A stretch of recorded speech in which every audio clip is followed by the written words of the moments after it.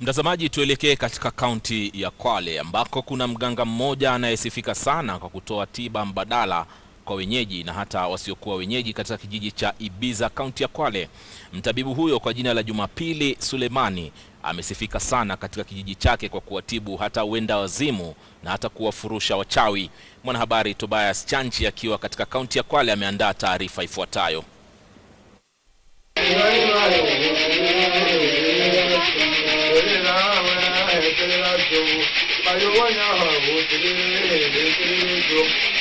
Bao hiki ndicho kinachokuelekeza kwa mganga Jumapili Sulemani almaarufu Bakanda ama Kisirani. Hii nayo ikiwa baadhi ya mali ambayo mganga huyu amepata kwa kupewa na watu binafsi au kununua, lakini muhimu kutaja ni kuwa amekuwa maarufu mno kutokana na jitihada zake za kuwatibu wendawazimu na kuwazima wachawi. Nyumbani kwake ana vyumba kadhaa vya kuwalaza wagonjwa, na hapa ni Jama Ahmed Jama aliyefungwa nyororo ili asikimbie. Jama amekuwa mraibu wa dawa za kulevya ambazo zimemtia kichaa. Nimepoteza karibu miaka 25 na unga.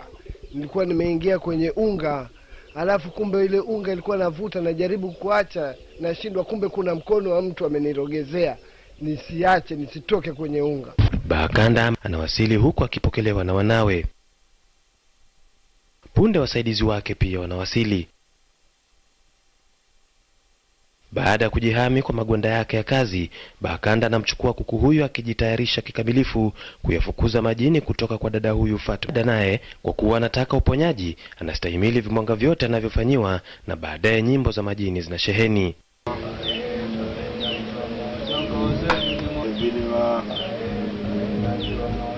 Sasa ni wakati wa kuinuka, na huku kuku akiwa bado kichwani, mazingaombwe zaidi yanatekelezwa kisha anaruhusiwa kuondoka.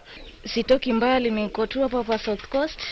Nilikuwa niko na matatizo tu kidogo kidogo, mashetani nini, ndio nikaletwa hapa. Nashukuru niko na kama mwezi 1.5 nimetumia madawa na sasa hivi nasikia niko poa.